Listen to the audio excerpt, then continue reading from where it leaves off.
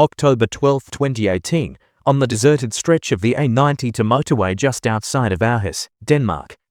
What took place there made experienced investigators question everything they thought they knew about motive, loyalty, and the human desire to protect those who were left behind.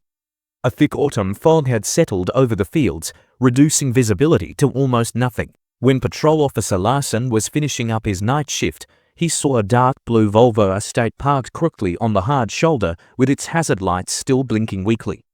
He pulled over, approached cautiously, and shined his torch through the window on the driver's side. What he saw made him step back instinctively. A man in his late 30s sat slumped against the steering wheel. Blood had soaked through his navy sweater and pooled on the seat. Black cable ties held him tightly at his ankles and wrists. A long kitchen knife was buried deep in his chest, the handle almost flush with the fabric. The blade had been driven in with such force that the tip must have pierced the seat behind him. Larson radioed it in immediately. Within 20 minutes the area was sealed off. Crime scene technicians arrived in white suits, floodlights turned the fog orange, and Senior Detective Inspector Freya Nielsen took charge. She was known for her calm, methodical approach and for never jumping to conclusions. The victim was quickly identified as Erik Jensen, 38, a mid-level accountant at a mid-sized shipping firm in Aarhus. He lived in a modest semi-detached house in the suburb of Viby with his wife, Anna, and their 12-year-old daughter, Sophie. No previous convictions, no known enemies. Colleagues described him as quiet, reliable, always on time with reports. When Anna was brought to the morgue to confirm the identity, she collapsed. The previous evening the family had eaten pasta together. Erik had kissed both of them goodnight, said he needed to drive to a late client meeting in Aalborg because the man insisted on signing papers in person. That was the last time she saw him alive. The brutal story was told at the scene of the crime. Erik's hands and feet showed signs of struggle against the ties, yet the knots were amateurish tight, but not professionally done. Even though his phone and wallet were gone, his expensive wristwatch and gold wedding band were not. The brutality of the attack, 3 deep wounds to the torso following the fatal chest strike, suggested rage rather than robbery. Initial hypotheses included a failed carjacking, a personal resentment, or an unpaid debt.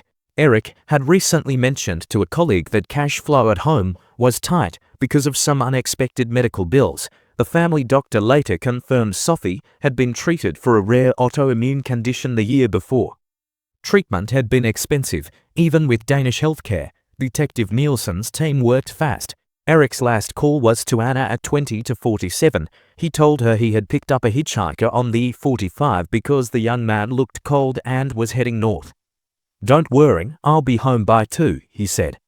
After that his phone went dark. The direction made no sense. Aalborg was north on the E45.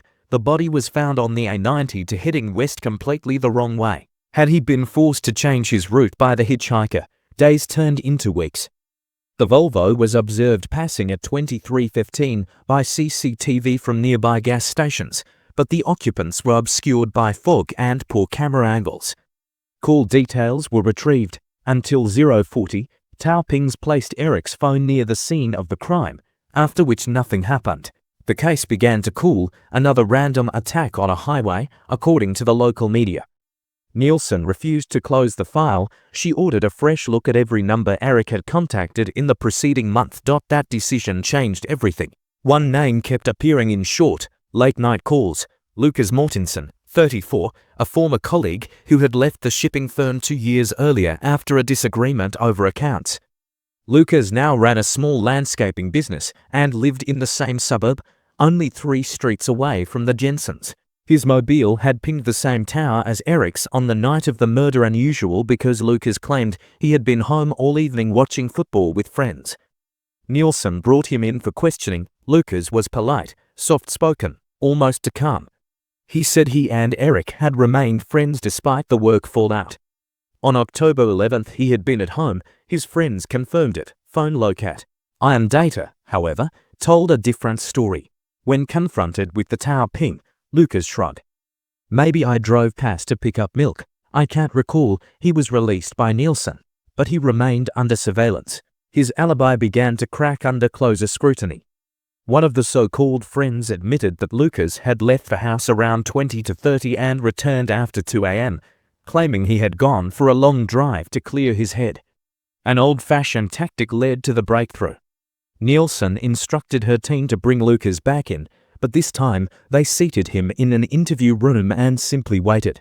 No inquiries, just silence. 35 minutes later, sweat appeared on his forehead. He started shifting, rubbing his palms on his jeans. When Nielsen finally entered, she asked one simple question. "Lucas, you informed us that you were watching Midtjylland versus Burnby. Who scored the opening goal?" He opened his mouth, closed it, then whispered, I don't remember." That was enough. Nielsen leaned closer. The match was scoreless until the 78th minute. "You weren't watching football, were you?" Lucas broke. Tears came first, then words tumbled out. "I ended his life. But Erik begged me to do it." With the exception of the wall clock's soft ticking, the interview room fell silent. Lucas Mortensen stared at his hands, as though they belonged to someone else. His notepad remained unopened as Inspector Nielsen sat across from him. She had learned long ago that sometimes the best pressure is no pressure at all. Lucas spoke in a low, trembling voice. "Erik, he was my best friend since secondary school. We played football together, shared the same first job, even stood as godfathers to each other's children. 2 years ago I left the company because I caught a mistake in the books, Erik's mistake. I didn't report it, I just told him to fix it quietly. He never forgave me for knowing. The friendship cooled down, but it never completely broke off." He paused, swallowed hard. "About 6 months ago he started calling me late at night. Always the same thing. Sophie's illness had returned. The new treatment wasn't covered fully by the public system. Private specialists wanted 1.8 million krona upfront. Over the course of his life, Erik had purchased a variety of life insurance policies with varying amounts and companies. They totaled nearly 4 million krona when added up. However, the standard suicide exclusion clause was present in each policy. Nielsen raised an eyebrow but said nothing. Erik explained it all very calmly one evening when we met at that old bench by the harbour. He claimed that he once attempted to cause an accident by driving into a ditch on the Viby Ring Road in the spring. He left with bruises despite the total loss of the vehicle. Because it appeared suspicious, the insurance companies paid nothing extra. He told me straight, "If I kill myself, Anna and Sophie get nothing. They will receive everything if someone else kills me, and I want you to be the one." Lucas's shoulders started to sway. "I refused at first. I thought it was a dark joke and laughed.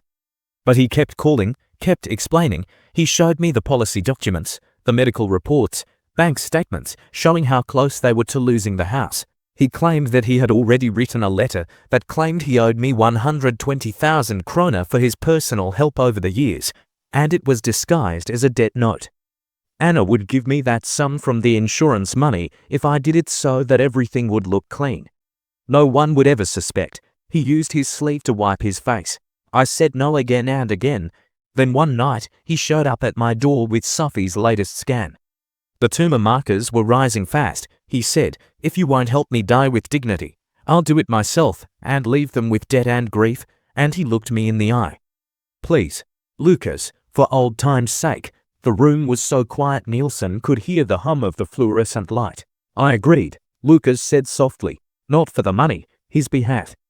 "For Sophie, I considered the possibility that if I presented it as an unsuccessful robbery, the authorities would never link it to me. Together, we planned every detail. He bought the cable ties and the knife himself, paid cash at different stores. He even practiced the knots so they would look like they had been tied in a struggle. He picked me up near the E45 slip road on October 11th night. I sat in the back seat so no one would see 2 men in the car. He called Anna, told her about the hitchhiker. After that, we drove west rather than north. In that misty stretch, he stopped and gave me the knife." Lucas's voice cracked. He tied his own ankles first. Then his wrists loose enough that I could tighten them later. He sat in the driver's seat, looked at me once and said, "Make it quick, but make it convincing." I couldn't look at his face. I stabbed once, deep into the chest. Despite his gasps, he was still alive. He whispered, again harder. I did it twice more. He grabbed my wrist the previous time and himself pushed the blade deeper. Then he went still, tears streamed down Lucas's face. I panicked. I threw his phone and wallet into a canal 10 kilometers away to give the impression of robbery. I walked through the fields to get home. That appeared to be the end. Nielsen leaned forward. As for the letter, the alleged debt, 2 days after the funeral, Anna discovered it in his desk drawer.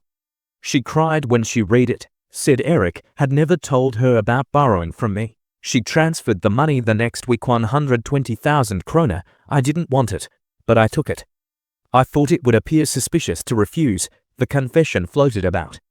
The Nielsen team checked every detail over the next 3 days. The phone that had been thrown away was found in the canal. It was damaged by water, but there was still enough data on it to confirm the time frame. On October 8th, a hardware store receipt paid for with Erik's credit card led investigators to the knife. Medical records confirmed Sophie's relapse. The 8 policies were issued by insurance companies over a 7-year period. In court, the prosecution argued murder for profit. The defense presented Erik's handwritten notes, which were discovered in a locked drawer at home. These notes provided detailed instructions for the accident, including the hitchhiker's story and the precise locations. A psychologist testified that Erik exhibited classic signs of severe depression masked by outward competence. The judge ruled that Lucas had acted at the deceased's explicit and repeated request and under extraordinary duress. No profit motive was proven beyond the staged debt repayment, which was returned to Anna in full. Lucas Mortensen walked out of court a free man. The following month, he left Aarhus and moved elsewhere. Anna Jensen used part of the insurance payout paid after a long review for Sophie's treatment. The girl recovered. Today she is studying medicine. Sometimes the strangest crimes are not born of hatred, but of love so deep it chooses the darkest path to protect what remains.